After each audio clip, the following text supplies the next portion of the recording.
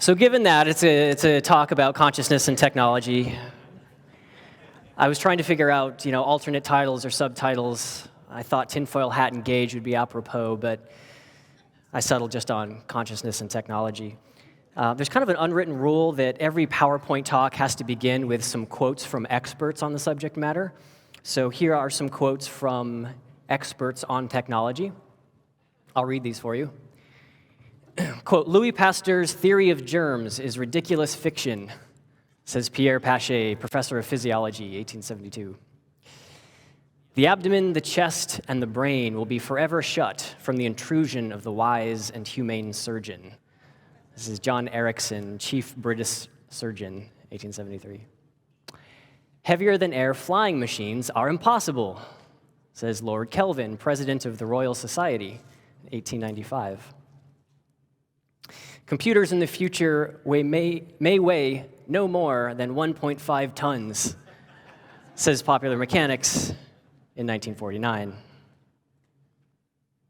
And so this is a talk also about consciousness, so here are some quotes from experts about consciousness. Francis Crick, the gentleman who co-discovered the helical structure of DNA, says, your joys and your sorrows, your memories and your ambitions, your sense of personal identity and free will are in fact no more than the behavior of a vast assembly of nerve cells and their associated molecules. In short, you are nothing but a pack of neurons.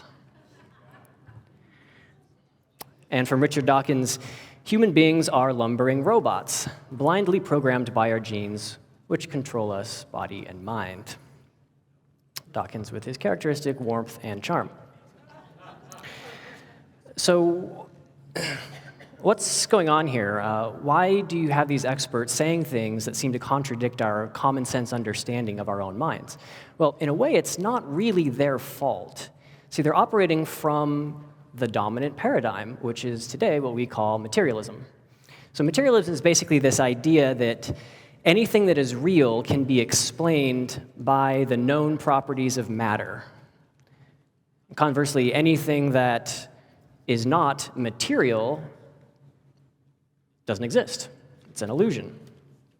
So you could think of this as, if you're like to create a hierarchy of the sort of physical, sort of material ways of looking at the world. And the basis, you have physics, right? And that's kind of the foundation of everything. And physics sort of gives rise to a higher order, which is chemistry. And chemistry gives rise to a higher order thing, which is biology. And it kind of stops there, right? So our mind, which should naturally kind of be this higher order above biology, isn't really given that status. It's instead considered an illusion, not real. So an epiphenomena produced by the firing of neurons inside our brain.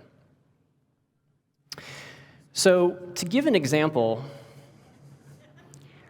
let's take a rock.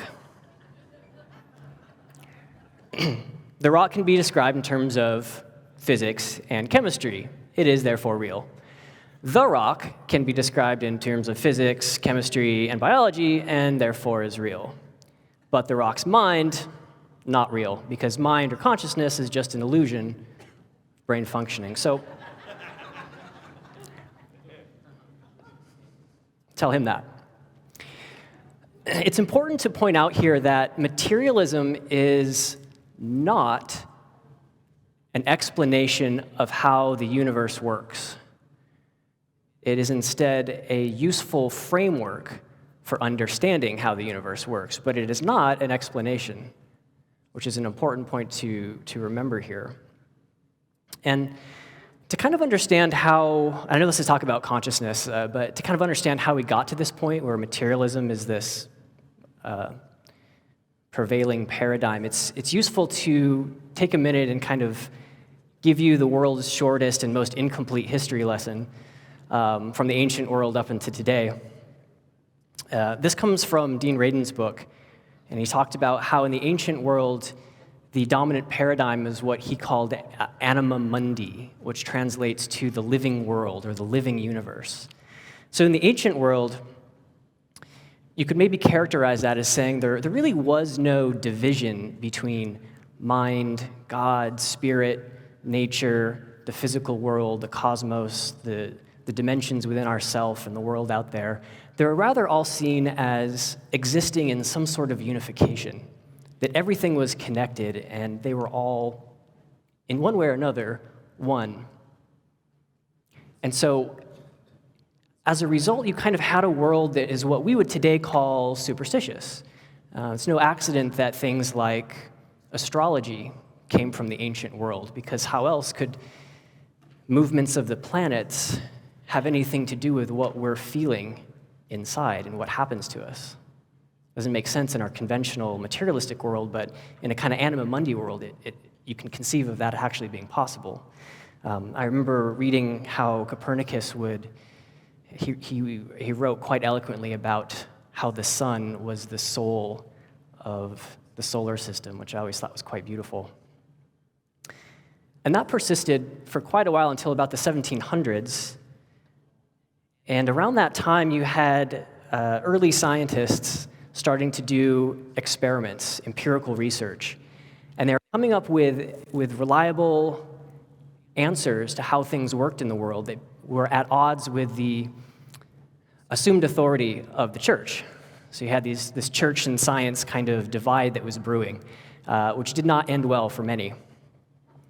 And things kind of came to a head around this time, and the gentleman there on the left, Descartes, he essentially brokered a peace treaty, and he said, look, the domain of mind, God, consciousness, spirit, is separate from the domain of how the physical world works. In the domain of mind, consciousness, and spirit, that's the world of the church and the religious scholars, and the domain of the physical world, that is the domain of the scientists. And y'all can just do your own thing, separated. And it was, I think, maybe 40 years later, when Isaac Newton really took that idea and codified a new set of equations and understanding about the world, which we call Newtonian mechanics. So what happened here is that the dominant paradigm of anima mundi was replaced by a dominant paradigm which we would call dualism, mind and world. And as a result, we had this significant boon in new types of technologies and understanding corresponding to when that paradigm shift happened. So it's kind of a funny story, but Isaac Newton, he was in university, Cambridge, and he came to school one day, and school was closed. There was a note on the door that said, "Class canceled due to plague." And so he did what any other 17th century genius would do, is he went back home and he created calculus and taught himself these things from which we get the Newtonian mechanics and basically, many, many technologies that we still rely upon today. And this was tremendously successful until it wasn't, just like in the Anima Mundi case.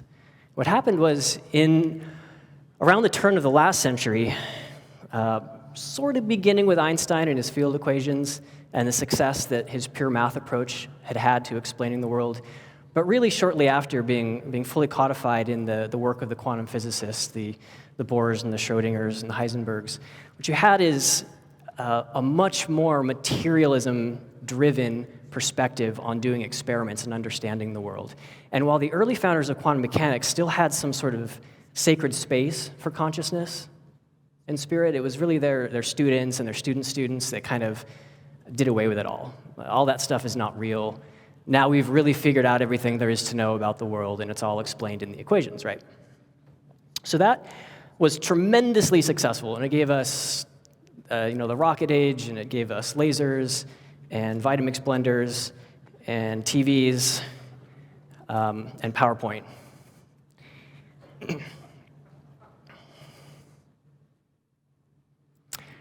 But like the transition from the living universe to dualism, and like the transition from dualism to materialism, what I would suggest is that we're in the beginning stages of a transition from materialism to something else, to what we would colloquially call a new paradigm.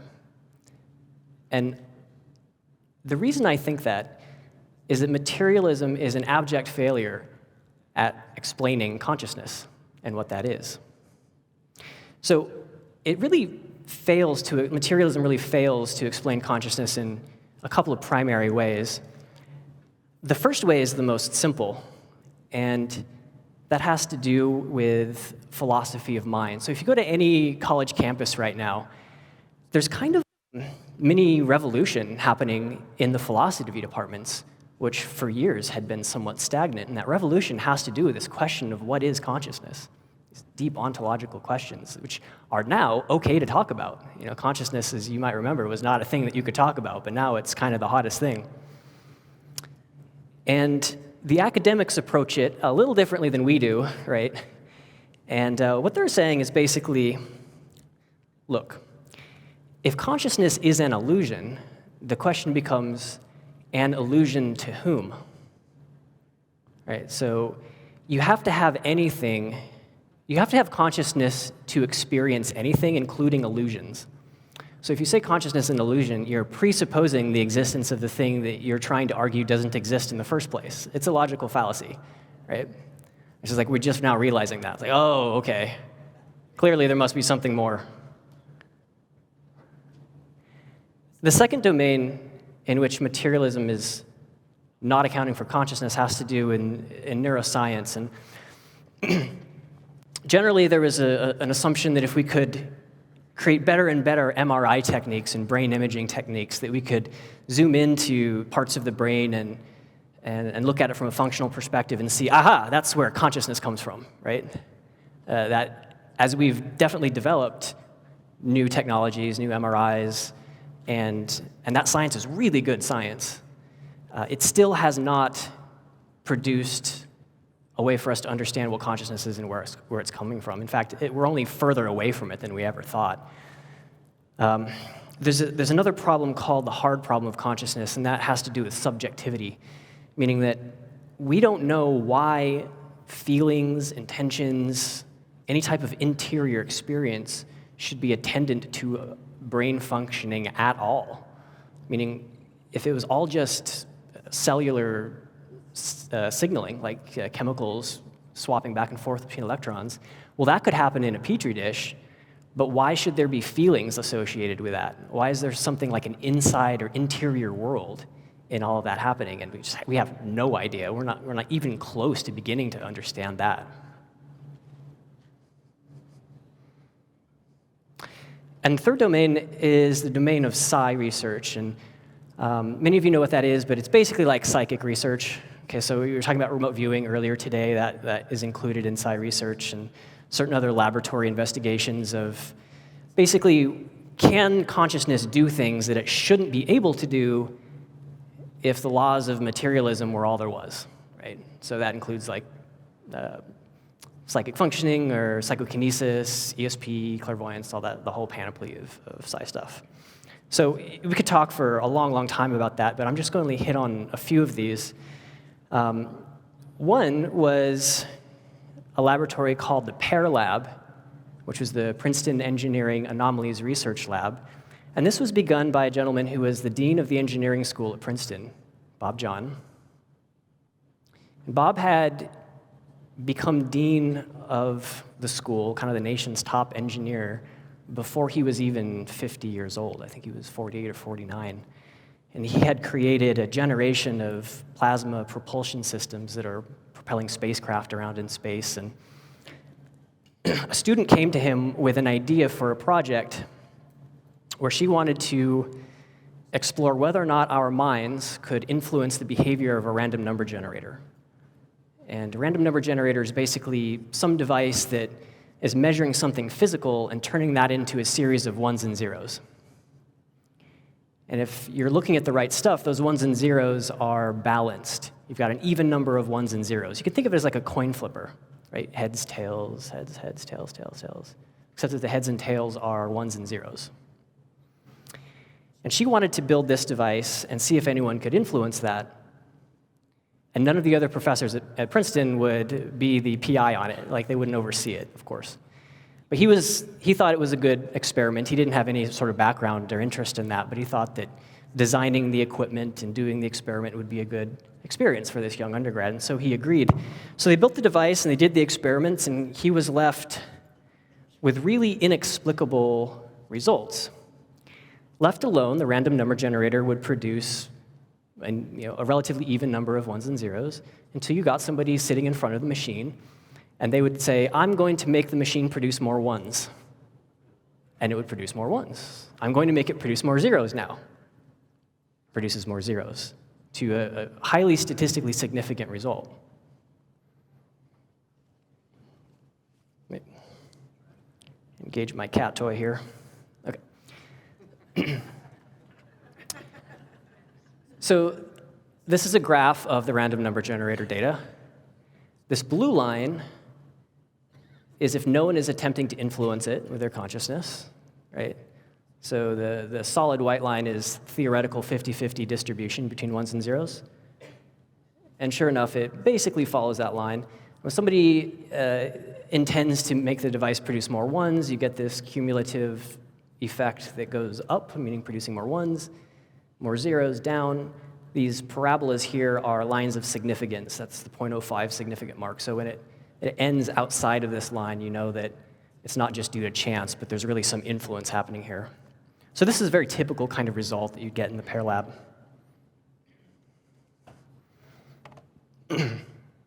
All of you have heard of the double slit experiment as potentially evidence for consciousness being more than illusion. It's really not a good example because modern scientists anyway are starting to have much better explanations for the double slit, but I put it up there anyway. There are better examples of contemporary psi research experiments. Perhaps one of the best is from Dean Radin at IONS, who basically created a double slit experiment. You can think of the double slit as basically sending light between two slits, and it either creates one of two types of patterns depending on whether an observer is looking at it. And that seems to be that the observer might have something to do with how the light moves through, like its behavior as a particle or a wave. I won't belabor that point, but he's basically taken the observers and he's put them hundreds or thousands of miles away from the double slits, and in their own mind's eye, they attempt to visually see the light going through one slit instead of the other, and he's finding that there are patterns consistent with that. This is basically an example of, well, it's data from his experiment. So he's getting effects that are about 6 sigma. That's about 1 in a billion effect due to chance. So there's clearly something going on here with this consciousness stuff. Many of you have heard of the Global Consciousness Project. The idea is that you have a bunch of these random number generators, which you spread around the world, and then data from those generators are collected into a central place where they're analyzed. And so if there's anything that happens in the world that's like major news, think 9/11 or like the World Series or something like that, big events that polarize mass attention, the theory goes that you might be able to see more order come from that randomness. I mean, the collective consciousness might affect the behavior of these devices. So Roger and team put about 70 of these things around. This has been running for about 20 years. They put about 70 of these devices around the world and started in earnest to collect data. And indeed, they found that there are pretty significant, statistically significant effects that correspond to global events. And in this example, just use 9/11. So this is the cumulative data from all the random number generators on September 10th. And here we're going into September 11th. And then they cumulatively all shoot up right about here, which happened to be a few hours before the attacks happened. It was almost as though there was a collective presentiment that something major is about to happen. And then these are sort of the heights of the attack. The planes are struck and the buildings fall here. And it persisted for most of the day, and then kind of went back to normal at the end of 9/11 and through to the 12th. So these are just a couple of examples, but in the early 2000s, there was a meta-analysis done of psi research, and basically a meta-analysis is where you analyze other research. You kind of put it all together, and that helps eliminate biases, like you only publish papers that have good results and things like that. And so cumulatively, they found that the odds against chance of these psi experiments put together are greater than 10 to the 104th. So we estimate that there's about 10 to the 80th atoms in the known universe. And so these experiments collectively are showing that there's effects greater against chance, even beyond that. So psi research is, to my thinking, like the third kind of nail in the coffin of materialism. And indeed, I think that in its own way, this is starting to show itself in the mainstream. These are two of probably the mainstream's most significant neuroscientists. The first gentleman is a guy named Tononi. He's at Wisconsin. And he's come out as a panpsychist, meaning he believes that consciousness is everywhere. It is a fundamental property. And Christoph Koch, he was the protege of Francis Crick, the dyed-in-the-wool materialist, who set out on an adventure to basically explain away the mind and explain away consciousness, and had to admit that he was wrong, which is not a common thing in the scientific world. But he admitted not only that he was wrong, but that consciousness is probably a fundamental element of physical reality. It might, in fact, be the most fundamental constituent of physical reality. And his quote here is, "The entire cosmos is suffused with sentience. We are surrounded by consciousness." So these gentlemen are kind of in the camp of panpsychism, again, which is this idea that consciousness is like a fundamental property. It is in everything in varying degrees. So you could look at consciousness as kind of the foundational level that gives rise to physics, that gives rise to chemistry, that gives rise to biology, and so forth.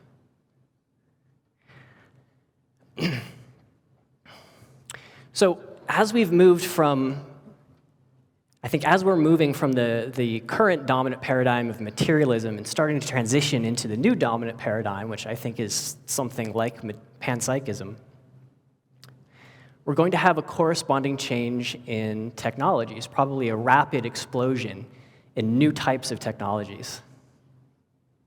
And these technologies, I don't know exactly what they're going to be like. You can never really predict this stuff. But I think this is technologies that are like gravity control, unconventional energy sources, energy from the vacuum, free energy, if you want to call it that. New types of healing devices, healing technologies, and possibly consciousness technology, which are devices that respond to your consciousness, to your thinking. Not in conventional ways like a wireless device or something, but that really harness the deep connection between your mind and the fabric of physical reality. It works in that area. So I've been trying to, I guess, cut ahead of the curve and see if I can actually build some of this stuff, which is what the second half of this talk is about. So while we don't really know what the mechanism is, like how does our mind affect a random number generator? How does it do all this stuff? Like we really don't know.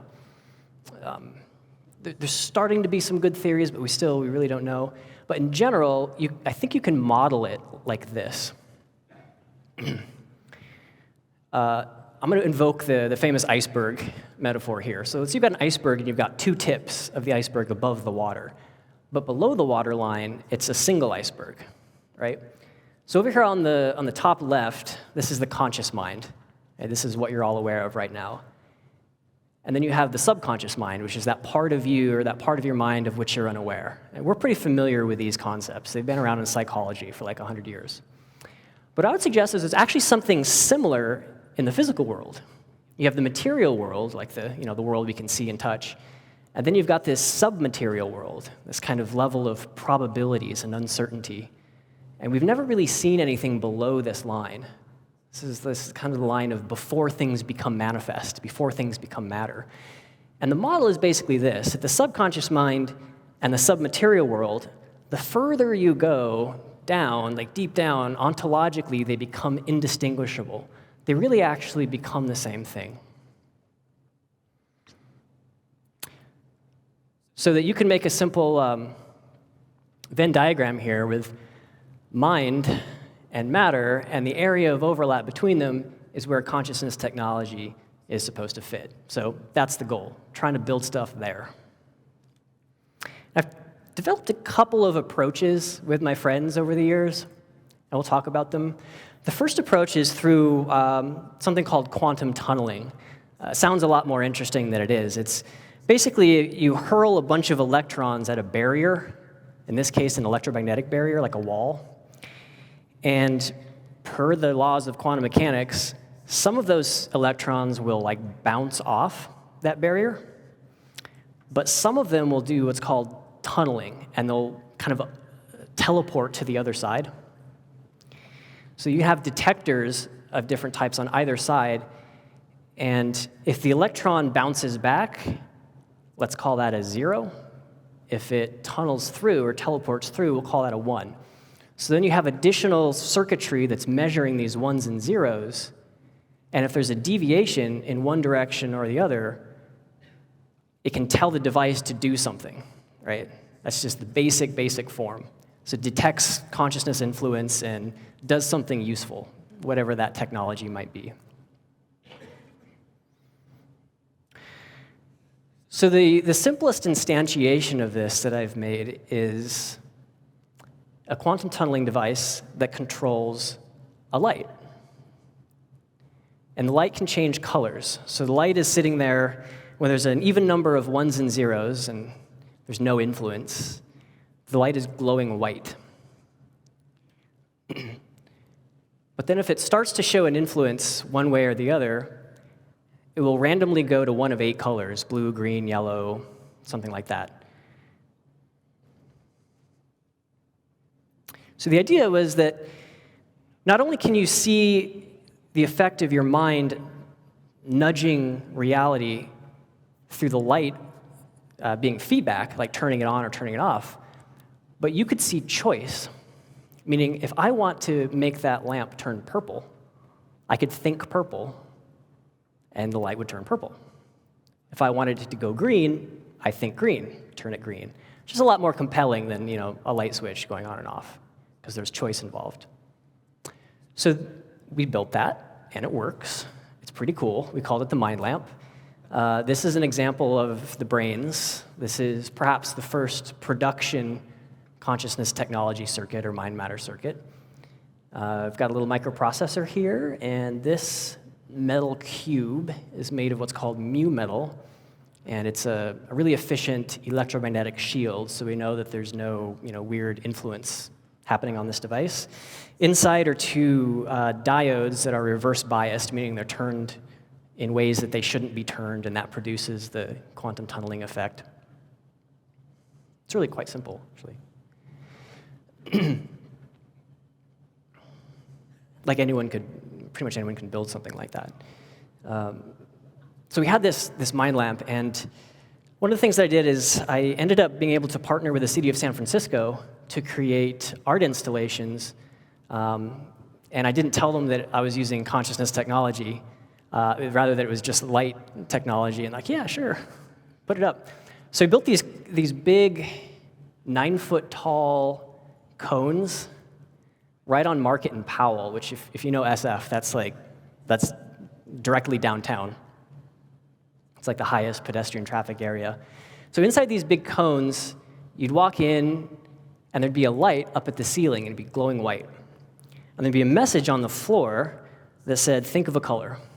So somebody would walk in here, they'd think of purple, and the light would turn purple. Like, how is that possible? Well, it's because we had put a consciousness tech circuit inside what I just showed you. So we built these things, and we set them up for many days, a better part of a week, and we just watched people. We didn't have any explanation or anything like that. And people would just walk in, and they'd have this crazy experience, and they'd wonder, how could that possibly work? How are you reading my mind? The first day I left and got some lunch, and I came back, and there were lines outside of these things. They were wrapping around the block.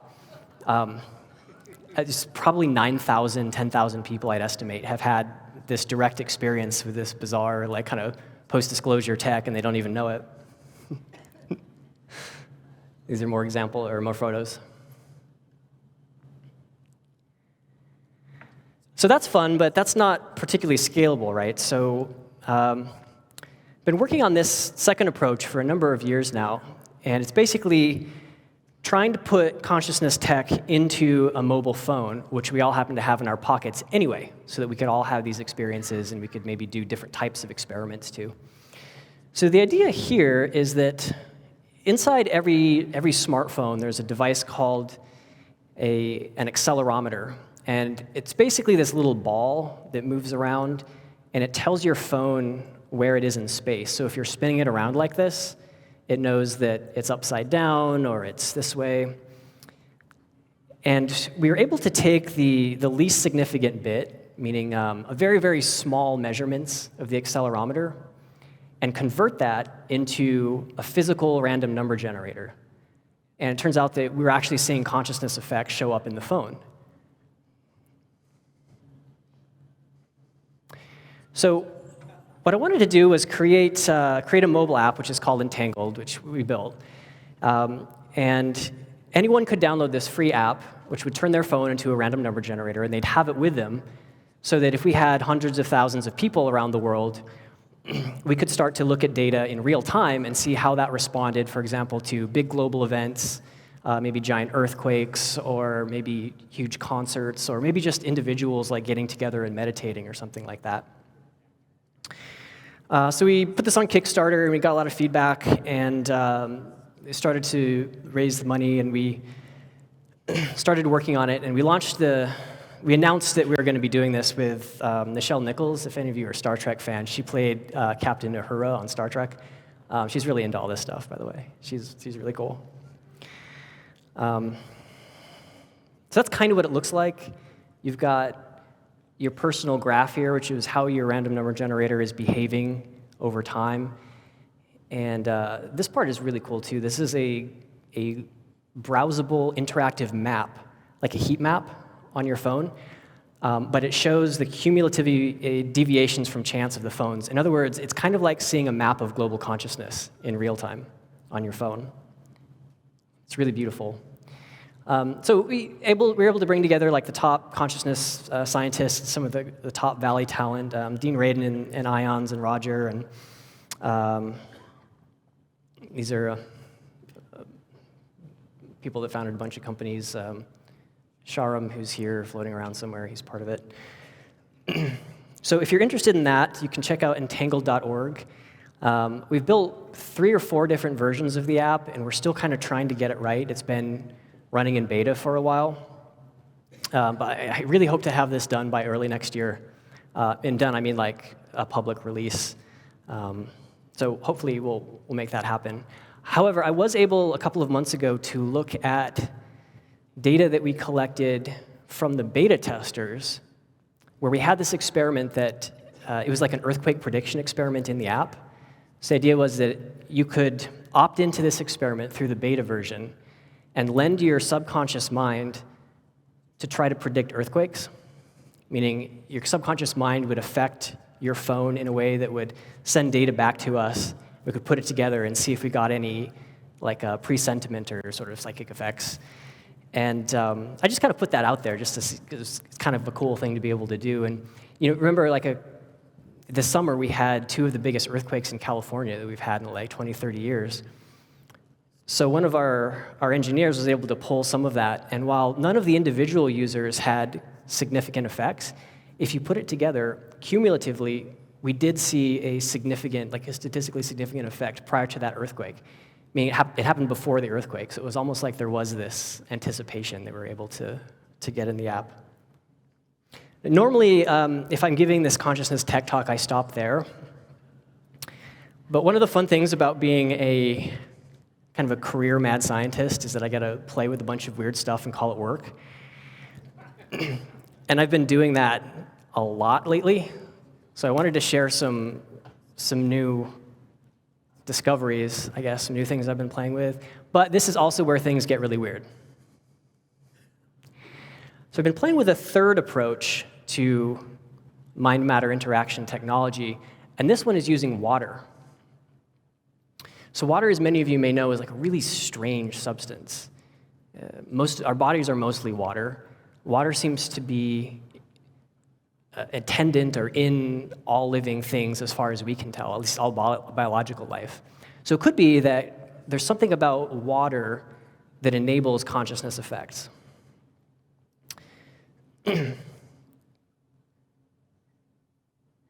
So it turns out that water scientists that are like chemists that are looking at water, they have equipment called electrochemical impedance spectroscopy, which abbreviated to EIS, and that's a really long way of saying chemists use this device that measures the conductivity of water.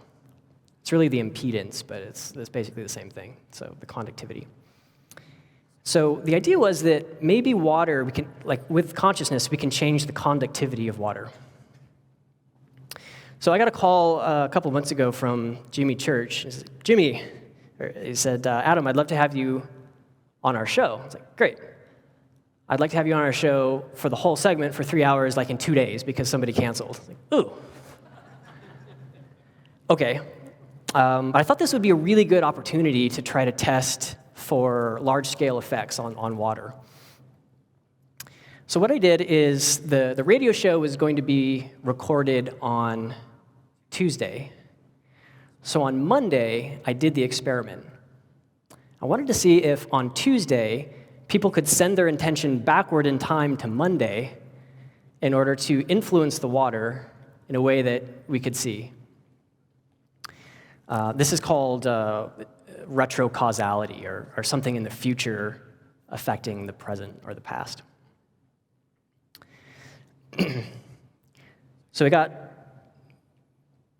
a water sample, and we made a measurement of the water, and then we made a second measurement,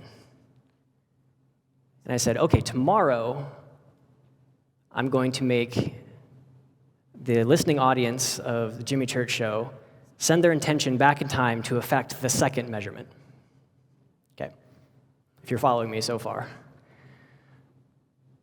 So it comes Tuesday, and I say, Jimmy, like we're going to do a mass consciousness experiment where we're going to try to send our intentions backwards in time to affect this thing. So it's okay. So we did that, and here are the results.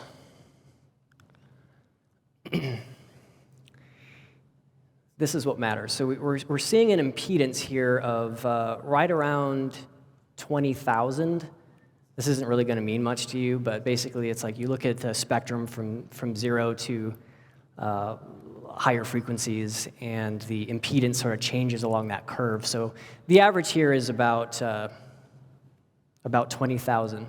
Now the second sample, the sample that he chose to send his audience to send their thoughts backwards in time to affect it, we were seeing about a 2,000 average impedance measurement, 2,000 ohms. So we saw a order of magnitude change in the impedance backwards in time, like from the future, which is really cool. To put that into perspective, it tends to be significantly higher than anything else in the world of psi research. Random number generators, all that stuff, you don't see effects like this. This is a really big effect. So then I was thinking, okay, well, maybe what we've done is we've created a really interesting way to get information from the future in the present. So what could we do with that? I thought, I've got it. Gambling.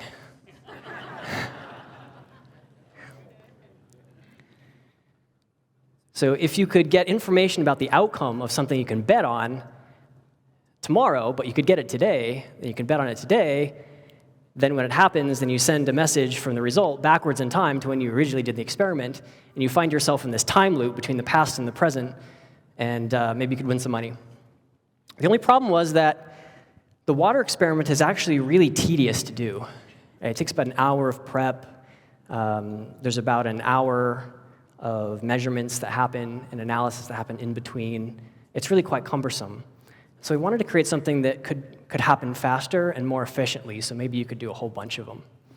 So we created this photon device, which basically, it's kind of like a random number generator. It takes a light, and it sends the photons from that light to a mirror, and that mirror is called a half-silvered mirror, meaning it's half reflective and it's half transparent. So sometimes the photons will bounce off of the mirror, and sometimes the photons will travel right through. It's a really high throughput device. And then you've got detectors on either side. So the light comes here, hits the silvery part, bounces up to detector 1, or the photons pass right through like a window and are picked up in detector 2. Then you look at detector 1 and detector 2, do this a whole bunch of times, and you find that more light is going through detector 1 versus detector 2. So in this case, you'd be like, okay, detector 1 seems to be where the intention or the influence from the future is coming from, so I'm going to bet on black. If it was coming from detector 2, you would have bet on red.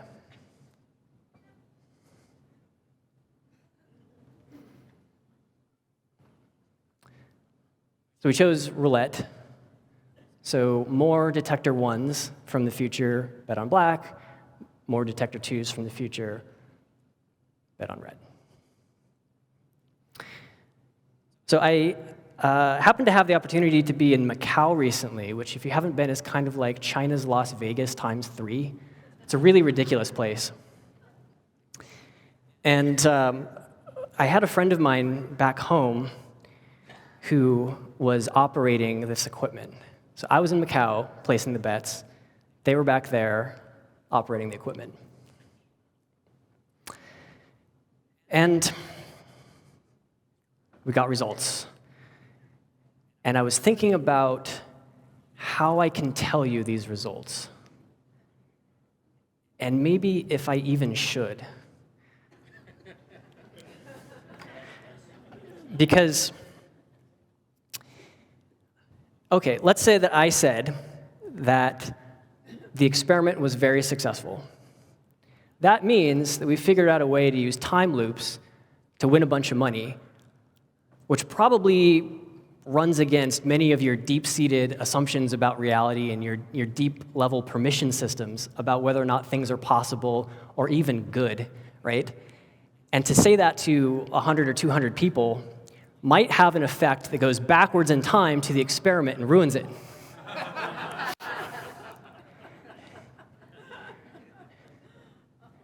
This is something that people that have tried to use remote viewing to win at gambling have. It's often successful, but they often have these problems, right? So I didn't want to have 200 people going, no, that's impossible, and then send a retrocausal effect backwards in time.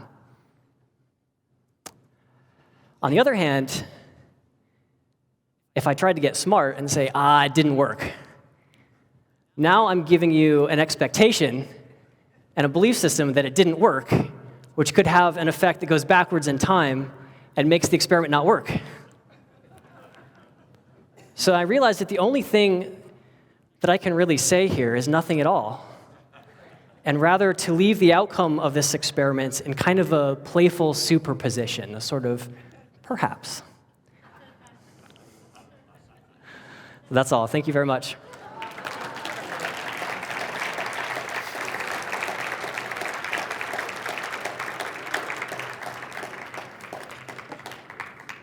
Now, we're not doing questions, but I'll be here and outside for the cocktail hour and here for the rest of the evening, so we can catch up there.